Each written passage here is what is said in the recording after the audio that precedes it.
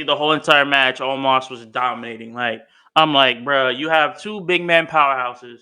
Braun Strowman being 6'8", 6'8", I think 336 pounds of muscle, pure muscle, versus Omos, the colossal, the Nigerian giant, like 406 pounds, and he's 7 feet 3 inches tall. That is a giant, man. That is a giant. I don't even think I would go. I don't think anybody can survive in the ring with Omos at all. I don't think nobody can. I mean, if you like, I'm not talking about like big people like Big Show and people like Braun Strowman and Big Cass and stuff like that. I'm not talking about people like that. I'm talking about smaller people, like the cruiserweights. Like they're like the New Day couldn't hold up to him. R-Truth couldn't hold up to him. Not Reggie. Not Cedric Alexander. Not Sheldon Benjamin. None of them can hold up to him because he's too fucking strong as a person. I know you're trying to make him be like, yo, he's a Colossus, he's unstoppable, but in that match he was unstoppable. I'm not gonna hold you. As soon as that match started, like he was whooping Braun Strowman's ass the entire match, bro. I remember when Braun had like a little bit of an offense on him, and he was about to, do what he usually do, run around the circles and try to crush everybody that he sees. But bro, he couldn't even do that. As soon as Braun got to Omos, it's like running into a brick wall. He was like, and then like it's like how your face gets smushed on some glass and then you slowly start like falling down on the glass while your face is still smushed to the glass. Like that's how it is running into Omos. Like he literally just run full force. Man literally chest out and everything. Like, it's running into a brick wall. Like he made like Braun Strowman made Omos look so goddamn powerful. Oh my god, he made him look so powerful. It was a little bit boring in the moment. Like Braun Strowman was recovering a lot. Almost did a lot of talking and less wrestling. That's the problem with Omos. He likes to talk a lot of shit and not back it up with a lot of fucking defense and offense. And that's like his downfall when it comes to wrestling.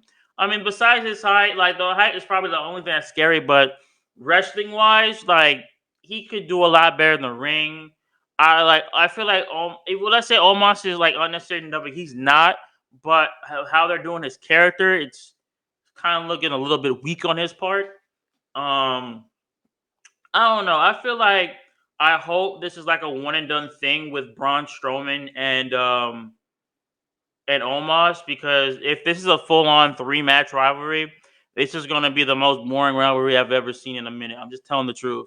Like I could see Braun pairing up with so much other people better than Omos, like so much better people. Like you can pair him up with Roman again. You could pair him up and maybe Bray Wyatt again. Have that match going on. You could probably brand him up. You could probably pair him up with Randy Orton whenever he comes back. John Cena again if he ever decides to come back. Gunther, I feel like that would be a good ass match. It's like Sheamus, the Rich Holland. You can shoot even Solo Sikoa if you have to. You can pull him up with so much people, like so much like people that's probably has a match that's worth watching. Honestly, that's definitely, especially Bobby Lashley. We all know how that rivalry went. It was like a little bit, but it could have done a lot better because one, it was in like the Thunderdome, so that's one reason. But honestly, I'm telling you right now, or especially Drew McIntyre. Drew McIntyre would probably have a better rivalry run with Braun Strowman than Omos does. But it was just, to me, like the match with Omos, it was just, I'm like, yeah, you're making him be dominant, you're making him being overpowered, you're making him being like this actually Nigerian giant that he says to be. But all it took was one running power slam to put him away. One running power slam to put Omos away. I'm like, bruh, you made Braun Strowman look weak against like Omos, who was 7'3", man. Like, you made him look so weak. All this man took to lose was to run into the turnbuckle once, bounce off his head off the turnbuckle, have Braun Strowman catch him, and then do a running power slam and roll up for the 1, 2, 3. That's a little bit sad. Like it's a little bit sad WWE. I don't even think it's his creative standpoint at this point. I feel like it's just Braun Strowman being Braun Strowman, man. I don't know. When he came back, I mean, was it necessary? Yes, like a little bit because some parts of WWE was struggling, so I understand bringing him back and having like a rivalry. The monster of all monsters versus the Nigerian giant. Like, yes, two big men clashing out, big men to see who's the biggest and the scariest of them all. Like, I understand that, but this match was a little bit boring to me. It was a little bit like I was a little bit interested because I never seen Braun getting manhandled by like a bigger dude than him before. But at the same time, like watching them wrestle, it got kind of boring and they're getting kind of slow. Like it was literally a little slow of a match, honestly. Like I don't know, man. With that, they could have done a little bit something. They could have done something better. Maybe put like a stipulation in this match. Maybe like to be somewhat more enjoyable, somewhat more worth watching. Like you could have said first big man to go through a table wins, or first one. You could put it like a last man standing match in with them too. You can basically put like anything goes match. You could do something. Put like a stipulation to make the match a little bit more bearable to watch. But overall, I just didn't really like the vibe of this match. I feel like I said, it was a little bit boring. It could have brought a lot more to the table. Not There's no problem with like two of the biggest men in WWE fighting in like in a rivalry match. There's nothing wrong with that. I just feel like with how Braun Strowman is set up now, how they're trying to do right by Braun and not do him dirty like they did before with his first WWE run. I honestly feel like if you're gonna put Braun in situations like these, put him in like better matches, put him in better rivalry matches that will last forever and then have good memories for us to like have good stuff to remember him by or remember his opponent by because Braun Strowman is a big man. Like look, you gotta not like look. He's a former Raw Tag Team Champion. He's a former Intercontinental Champion. He's a former Universal Champion. I feel like with those runs, because even though all those runs was pretty shitty, like his first like gold was with a child. His second gold was the Intercontinental title, and that didn't last long.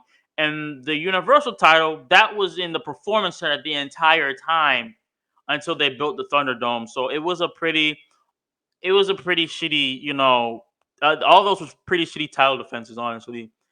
But and plus, on top of that, they were just throwing Braun Strowman where they, should be throwing him because I don't know. With a big man like that, it's like hard to come up with like sometimes of a good storyline for him, like to understand. But honestly, like they have the creative team to make like Braun Strowman's matches better. But I feel like with Almost, I feel like they need if they're gonna do like a storyline with Omos and Braun Strowman, you got to do it right. You got to think of like a good way for them, to actually battle out in the ring and actually get the job done and have like a good storyline, hyping up the match because this match was barely any hype to it, barely any, it was a lot of just Braun Strowman beating up MVP more than anything. Omos was like barely there. Like Omos was probably like home or so. Like Braun Strowman was there. He was mostly talking to MVP the entire time. Not even paying. He was like obviously you're paying attention to Omos because what? That's his like that's the protege. That's the person that you're fighting. But the person he was interacting the most throughout the whole entire storyline or the start of the storyline in general was MVP. That's the most important person that he was basically paying attention to. That's where all of his attention went was MVP. Like you hit MVP on Friday Night SmackDown with 3 running power slams. All it took almost to get him neutralized and be out for the 1, 2, 3 was one power slam. You could have maybe like I don't know, put his ass through a table. You could put him through the announce table. You could have sent him over the barricade. You could have put him through the barricade. You could have, did something spectacular. You could have even went to the point where you know, put him through like the crown jewel, actual not the stadium, but the crown jewel bored. You could put him through that, like something exciting. Put like a stipulation in like a match like that between two big men like them. But honestly, like I said, like yes, I'm glad Braun Strowman picked up the win and everything. But honestly, I hope this is like a one and done match because honestly, that was really boring for me. And I just hope they have something a little bit better for Braun Strowman when it comes to the this coming Friday night SmackDown. Real talk.